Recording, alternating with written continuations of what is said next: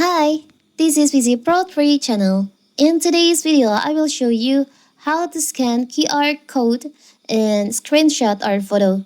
Before you get started, don't forget to subscribe and turn on the notification to keep you updated about this channel.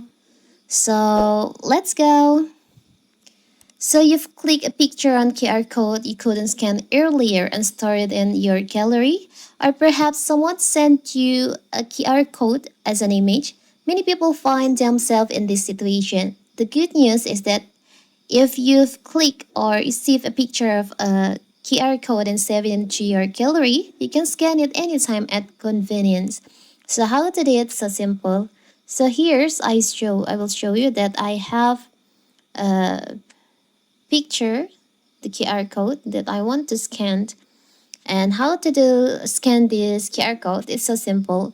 You can just open your Google Lens. So here's the Google Lens. You can tap on the Google Lens. And now you can choose on the QR code that you want to scan. So the Google Lens will be automatically scan the QR code.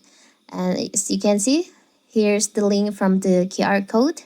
You can just tap on the link here. So here's the QR code. It's so simple, right? So that is how to scan QR code in screenshot or photo.